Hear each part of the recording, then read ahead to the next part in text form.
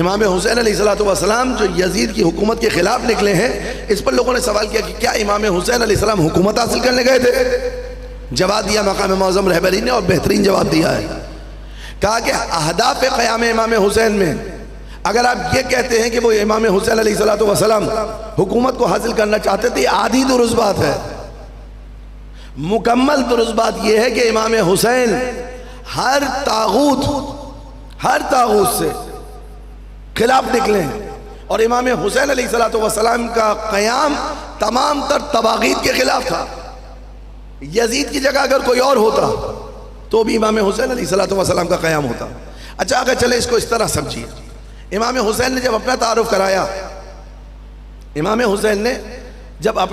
کرایا، ان اہل بیت نبوہ و معدن الرسالہ و مختلف الملائکہ، ہم اہل بیت نبوت ہیں، اہل بیت محمد نہیں، اہل بیت نبوت، ہم کہنے رسالت ہیں.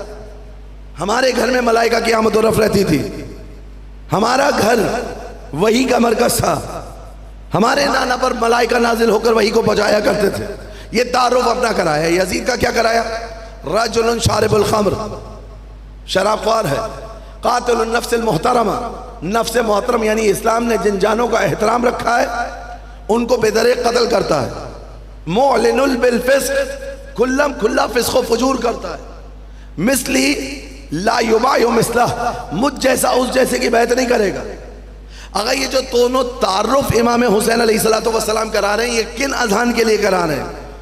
دیکھیں ائمہ معصومین علیہ السلام کے اقوال کو جب ہم دیکھتے ہیں تو مد مقابل جو گروہ ہے جن سے معصوم خطاب کر رہے ہیں، جن کے سامنے بیٹھ کر معصوم کلام کو انشا فرما رہے ہیں، ان کی سطح ذہنی کا بھی ہمیں اندازہ ہوتا ہے کہ امام جب کلام کر رہا ہے وہ اس لیے کہ میری یہ بات لوگوں تک پہنچ جائے.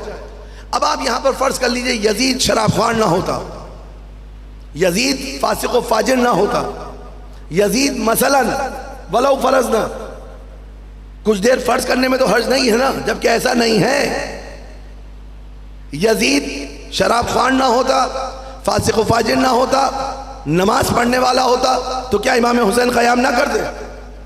یعنی امام حسین کا مسئلہ فقط یہ ہے کہ وہ شراب خوار ہے. امام حسین علیہ السلام کا مسئلہ فقط یہ ہے کہ وہ کھلا فسق و فجور کرتا ہے. نہیں، یہ تو عام اذہان کو سمجھانے کے لیے آگا. امام حسین اسی غدیر کو بتا رہے ہیں ایک الگ انداز سے، جس کو رسول اللہ نے من کنتو مولا کہہ کر بتایا تھا. امام نے کہا تھا کہ امت کی سربراہی خدا نے کسی کے ہاتھ میں نہیں دی مگر اس کے ہاتھ میں جس کو اللہ نے خود منتخب کیا ہے. یہ من کنتو مولا فہذا علی المولا کا ایک الگ انداز ہے سمجھانے کا. سمجھیے اس کو کہ امام علی علیہ السلام کی ولایت کو جو رسول اللہ صلی اللہ علیہ وآلہ وسلم نے مل کے صلوات پڑھے ماں.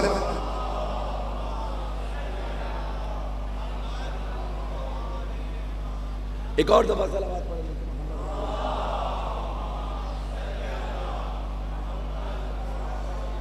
سرکار نے غدیر میں کس اہتمام کے ساتھ امیر المومنین علیہ السلام کی ولایت کو پہنچایا. میں کل آپ کے سامنے اور گزشتہ 2 روز سے بیان کر رہا ہوں، صرف غدیر میں نہیں، ذو العشیرہ سے لے کر غدیر تک ولایت امیر المومنین علیہ السلام کو پہنچایا گیا.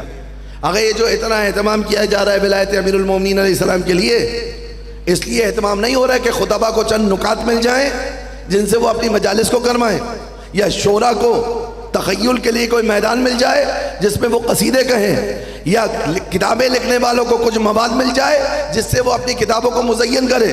نہیں، ولایت امیر المومنین علیہ السلام اس لیے پہنچائی ہے رسول اللہ صلی اللہ علیہ وآلہ وسلم نے کہ علی ولی اللہ ہے اور اللہ نے علی ابن ابی طالب کو ولی قرار دیا ہے.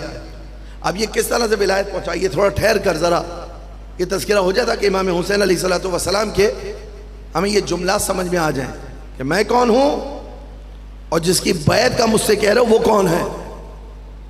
اور اس پر اپنے ذہن کو روک کر رکھیں کہ اگر یزید ظاہری طور پر فاسق و فاجر نہ ہوتا، ہم سب سے بڑا فسق کیا سمجھتے ہیں آقا؟ سب سے بڑا فسق کیا سمجھتے ہیں؟ بعض بے عملیاں جو کہ ہے فسق، کوئی اس میں شک و شبہ نہیں ہے، کسی قسم کا ریب نہیں ہے. شارب القمر ہونا فسق ہے، شراب خوار فاسق ہے، بے نمازی فاسق ہے، روزہ خور فاسق ہے. یہ تمام لوگ فساق کے لسٹ میں آتے ہیں. لیکن خدا کی نگاہ میں سب سے بڑا جرم کیا ہے؟ خدا کی نگاہ میں سب سے بڑا جرم یہ ہے کہ جس کو اس نے بھیجا اور منایا ہے اس کا انکار کیا جائے۔ بعد میں سارے جرائم آتے ہیں، یہ سارے جرائم بعد میں آ رہے ہیں۔ توجہ ہے آپ کی؟ اب رسول اللہ صلی اللہ علیہ وآلہ وسلم غدیر کے میدان میں کیسے پہنچا رہے ہیں ولایت، اور رسول سے پہلے خداوند متعال نے کیسے پہنچوایا اور پہنچوایا ہے اس پیغام کو؟ رسالت مآب کون ہے آقا؟ کوئی امت مسلمہ کی اس کے بارے میں دو رائے نہیں ہے۔ کائنات میں سب سے افضل مخلوقات خدا میں سب سے اعلیٰ اور فضاد حضرت محمد مصطفیٰ صلی اللہ علیہ وآلہ وسلم کی ہے، کوئی شک نہیں ہے نا اس میں، کسی مسلمان کو کوئی شک نہیں ہے اس بارے میں۔ رسول اللہ کی ذات سب سے اعلیٰ اور فضل، حتیٰ رسول کا مقام یہ ہے کہ گزشتہ انبیاء جو ہیں نا 1,24,000 ان کی نبوتوں کو دار و مدار رسول اللہ کی نبوت کے اقرار پر ہے۔ گزشتہ انبیاء کی نبوتیں، گزشتہ انبیاء کی رسالتیں، گزشتہ انبیاء کی ولایتیں رسول اللہ کی نبوت کے اقرار پر ٹکی ہوئی ہیں۔ قرآن مجید بڑھ کر کہہ رہا ہے وَإِذْ أَخَذَ اللَّهُ مِيثَاقَ النَّبِيِّينَ لَمَا آتَيْتُكُم مِّن كِتَابٍ وَحِكْمَةٍ ثُمَّ جَاءَكُمْ رَسُولٌ مُصَدِّقٌ لِمَا مَعَكُمْ لَتُؤْمِنُنَّ بِهِ وَلَتَنصُرُنَّهُ۔ اے حبیب اس وقت کو یاد کیجئے جب ہم نے گروہ انبیاء کو جمع کیا۔ گروہ انبیاء ابھی عالم ارواح میں ہیں، ان کی ارواح کو جمع کیا اور جمع کرنے کے بعد ان سے ایک عہد لیا، ایک وعدہ لیا، ایک میثاق لیا، ایک پیمان لیا۔ کیا عہد و میثاق و وعدہ و پیمان تھا؟ کہ تم کو جو ہم نے کتاب اور حکمت میں سے کچھ عطا کیا ہے نا، تمہارے بعد ایک نبی آئے گا، تمہیں اس کی تائید بھی کرنی ہے، تصدیق بھی کرنی ہے، ایمان بھی لانا ہے۔ لَتُؤْمِنُنَّ بِهِ، عربی میں لام لام تاکید، نون نون تاکید ثقیلہ کہلاتا ہے۔ لَتُؤْمِنُنَّ بِهِ، یہ تؤمنن میں جو نون تاکید آ رہا ہے نا، اس میں دو تاکیدیں پوشیدہ ہیں۔ اس سے پہلے جو لام ہے اس میں ایک تاکید پوشیدہ ہے، یعنی 3 مرتبہ خداوند متعال تاکید کر رہا ہے۔ اے گروہ انبیاء، اے آدم سے لے کر عیسیٰ تک تمام انبیاء، غور سے سنو، تمہیں اس حبیب پر ایمان لانا ہے، ضرور بالضرور لانا ہے، ضرور بالضرور لانا ہے، ضرور بالضرور لانا ہے۔ اور صرف ایمان نہیں لانا، وَلَتَنصُرُنَّهُ، اس کی مدد بھی کرنی ہے، مدد بھی کرنی ہے، مدد بھی کرنی ہے۔ اور جب پروردگار عالم نے یہ پیغام پہنچا دیا تو گروہ انبیاء سے پھر عہد لیا کہ تم نے میرے اس عہد کے میثاق کے پیمان کے عظیم بوجھ کو قبول کر لیا۔ قالوا اقررنا، تمام انبیاء نے کہا اے پروردگار ہم اس بوجھ کو، اس عہد کو، اس میثاق کو، اس پیمان کو قبول کرتے ہیں۔ قال فاشهدوا، کہا انبیاء سے کہ تم بھی گواہ رہنا، وَأَنَا مَعَكُم مِّنَ الشَّاهِدِينَ، اور میں بھی گواہوں میں سے ایک گواہ ہوں۔ یہ کس کے لیے کہا جا رہا ہے؟ رسول خدا کے لیے۔ کس کو کہا جا رہا ہے؟ گروہ انبیاء کو۔ یعنی 1,24,000 انبیاء علیہ السلام سے خداوند متعال کہہ رہا ہے کہ تمہیں ضرور بضرور محمد مصطفیٰ پر ایمان لانا ہے، تمہیں ضرور بضرور محمد مصطفیٰ صلی اللہ علیہ وآلہ وسلم پر ایمان لانے کے ساتھ ساتھ ان کی نصرت کرنی ہے۔ تو تمام انبیاء کی علم، حکمت، نبوت، رسالت اس بات پر ٹکی ہوئی ہے کہ وہ رسول اللہ کی تائید کریں، توثیق کریں، ایمان لائیں۔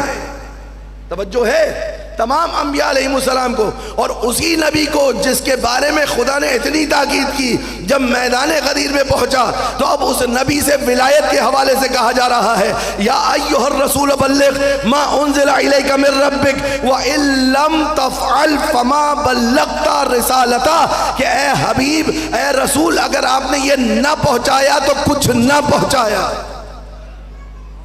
آپ اس بات کو کم سنگین سمجھتے ہیں آقا؟ یہ ہلکی بات ہے کہ تمام انبیاء علیہ السلام کو کہا گیا کہ اس پر ایمان لاؤ، اس کی مدد کرو، اور اسی رسول سے کہا جا رہا ہے وَإِن لَّمْ تَفْعَلْ فَمَا بَلَّغْتَ رِسَالَتَهُ۔ آپ یقین جانیے اگر یہ کوئی حدیث ہوتی نا، اس پر بڑے قلم چلتے، اس میں بڑی زور آزمائیاں ہوتی۔ وَإِن لَّمْ تَفْعَلْ کا کیا معنی ہے؟ فَمَا بَلَّغْتَ رِسَالَتَهُ کا کیا معنی ہے؟ بڑی تباہ آزمائیاں ہوتی اگر یہ کوئی حدیث ہوتی، مگر یہ حدیث نہیں ہے، آیت قرآن ہے۔ وہ پہلے والی بھی آیت قرآن وَإِذَا أَخَذَ اللَّهُ مِيثَاقَ النَّبِيِّينَ، اور یہ آیت بلغ بھی آیت قرآن. اب اس پر ایمان بھی لانا ہے کیونکہ آیت قرآن ہے، اور اس کو بیان بھی کیا جا سکتا ہے کیونکہ آیت قرآن ہے. حدیث میں تو قیل و قال کی گنجائش ہے نا، کہ مستند ہے یا نہیں ہے، راوی درست ہے یا نہیں ہے، کتاب صحیح ہے یا نہیں ہے، کس کتاب سے بیان کی گئی، اس راوی کو آپ مانتے ہیں، اس راوی کو ہم مانتے ہیں. قرآن میں تو ایسا نہیں ہے نا آگا. قرآن میں خداوند متعال تمام گروہ انبیاء کی نبوتوں کو اس بات پر منحصر کر رہا ہے کہ رسول اللہ پر ایمان لے کر آئیں، اور رسول اللہ سے غدیر کے میدان میں کہا جا رہا ہے کہ آپ پیغام پہنچائیں. تو آگا یہاں پر علی ابن ابی طالب کی عظمت کو رسول پر بڑھایا نہیں جا رہا، اس محافظ رسول کا تذکرہ ہو رہا ہے جو پیغام رسالت کی حفاظت کرنے والا ہے، جو پیغام رسالت کی حفاظت کرنے والا ہے. اس خاطر رسول اللہ صلی اللہ علیہ وآلہ وسلم سے کہا جا رہا ہے. اب اس سینیریو میں آپ کربلا کے قیام کو دیکھیے کہ یزید اگر نماز پڑھنے والا ہوتا، اگر انفاق کرنے والا ہوتا، اگر ظاہری طور پہ اچھے کام بھی کر رہا ہوتا، تو کیا امام حسین قیام نہیں کرتے؟ امام حسین اسی طرح متوجہ کر رہے ہیں، اسی طرح متوجہ کر رہے ہیں. ارے غدیر سے تم نے کچھ ظاہری چیزیں دیکھ کر جو انحراف کیا تھا نا، ظاہری طور پر تم دیکھ رہے تھے نماز پڑھ رہے ہیں، ظاہری طور پر تم دیکھ رہے تھے انفاق کر رہے ہیں، ظاہری طور پر تم دیکھ رہے تھے پیشانی پر سجدے کا نشان ہے، لیکن اب تمہیں پتہ چلا اس انحراف کا نتیجہ یزید ہے، اس غدیر سے انحراف کا نتیجہ یزید ہے. اگر غدیر سے منحرف نہ ہوئے ہوتے، اگر غدیر میں رسول اللہ صلی اللہ علیہ وآلہ وسلم کے پیغام کو سنجیدگی سے لیا ہوتا، اگر غدیر میں رسالت مآب صلی اللہ علیہ وآلہ وسلم کے پیغام کو سمجھ لیا ہوتا، تو پھر در در کی ٹھوکریں نہ کھانی پڑتی، پھر یہ عاشورہ جیسا خونین واقعہ نہ ہوتا، پھر دنیا کا نقشہ ہی کچھ اور ہوتا. دعویٰ ہے نا ہمارا، اور اس دعوے پر دلیل یہ ہے کہ آپ نے جو چاہا تھا کیا. اب دیکھ لیجئے، ہم ایک چیز کا دعویٰ کر رہے ہیں، انشاءاللہ وہ وقت دور نہیں جب سید و سردار آقا اور مولا امام زمان عجل اللہ تعالی فرجہ الشریف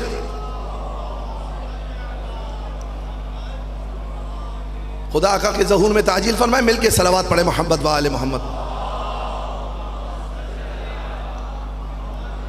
اگر جان میرے مزاج میں نہیں ہے کہ میں پرووکیٹو گفتگو کروں، میں برانگیختہ کرنے والی گفتگو نہیں کرنا چاہتا، طبیعت میں نہیں ہے، مزاج میں نہیں ہے. اس کے علاوہ فقہا کی طرف سے بھی ہمیں اجازت نہیں ہے کہ آپ ایسی بات کریں کہ جس سے دیگر افراد کے مقدسات کو زک لگے، ٹھیس پہنچے.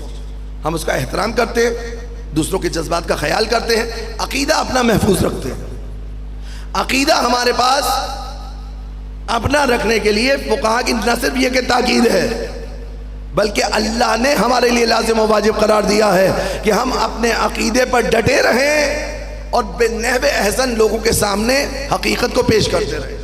اتنا تو ہے نا آقا، پیار محبت کے ساتھ، اچھی زبان کے ساتھ، اچھے مطالب کو پیش کر دینا، استدلال کے ساتھ. آقا میں اور آپ دین میں بدعت کس کو کہتے ہیں؟ دین میں بدعت کس کو کہتے ہیں آقا؟ ہمارے بعض دوستوں کی نگاہ میں نے علم چوم لیا، ان کے لیے وہ بدعت. تابوت کی شبیہ بنائی بدعت، شبیہ امام حسین علیہ السلام ذریعے شبیہ امام حسین بنائی بدعت، ذوالجنہ کی سواری نکل بدعت. اچھا جناب بدعت کیوں ہے؟ کہ سرکار کے دور میں نہیں تھا. تعریف یہ ہے نا بدعت کی، جو رسول کے دور میں نہ ہو اور آپ اس کو دین کے طور پر رائج کر دیں، یہی تعریف ہے نا آقا. سرکار کے دور میں نہ ہو، آپ اس کو بنام دین، بنام اسلام، بنام قرآن رائج کر دے. یہی تعریف کی ہے نا علماء نے بدعت کی. میرا سوال آپ سے یہ ہے کہ میں تو یہ کہتا ہوں کہ امیر المومنین علیہ السلام کو رسول نے معین کیا. آپ مجھ سے یہ کہتے ہیں رسول اللہ صلی اللہ علیہ وآلہ وسلم نے کسی کو معین نہیں کیا. اب جب کسی کو معین نہیں کیا تو کسی کو حق ہے کہ دین کے نام سے اس کو معین کر دے. سوال ہے درست یا نہیں ہے؟ میں یہ کہتا ہوں رسول اللہ صلی اللہ علیہ وآلہ وسلم نے معین کیا، اور یہ بھی جو کہہ رہا ہوں نا رسول اللہ نے معین کیا، یہ بھی آپ کے اصرار پر، ورنہ میں تو یہ کہتا ہوں کہ علی کو خدا نے معین کیا، رسول نے فقط اعلان کیا ہے۔ بس یہاں سے آ کر اب آپ سمجھیے، وَيَزِيدْ رَجُلٌ شَارِبُ الْخَمْرِ قاتل النفس المحترمہ معلن بالفسق مثلی لا یبایع مثلہ، مجھ جیسا اس جیسی کی بیعت نہیں کرے گا۔ اگر اس وقت کسی نے کھڑے ہو کر امام حسین سے یہ نہیں کہا یمن رسول اللہ بیعت کر لیجئے، کہ آپ کے بزرگوں نے بیعت نہیں کی تھی؟ کسی کا نہ کہنا بتا رہا ہے، نہ حسین بیعت کریں گے، نہ ان سے پہلے کسی نے بیعت کی تھی، نہ ان کے بعد والے بیعت کرتے ہوئے دکھائی دیں گے۔ سمجھ میں آیا آپ کو؟ بس یہ ولایت محض ممبر سے ہم چند فضائل کے نکات پڑھنے کے لیے بیان نہیں کرتے، اس کا ہماری زندگی سے بہت گہرا ربط ہے، اس کا ہماری زندگی سے بہت گہرا تعلق ہے۔ اور پھر وہ ولایت شناس افراد جب صرف 72 کی تعداد میں سید الشہداء امام حسین علیہ السلام کے گرد جمع ہو جائیں تو ان کا کام اتنا آفاقی ہو جاتا ہے کہ ہر بڑے کام کو اس کی جانب نسبت دی جاتی ہے۔ حتیٰ مہدی فاطمہ صلوات اللہ علیہ جب تشریف لائیں گے تو اپنی نسبت کربلا والوں سے دیتے ہوئے نظر آئیں گے۔ مل کے صلوات پڑھے محمد و آل محمد۔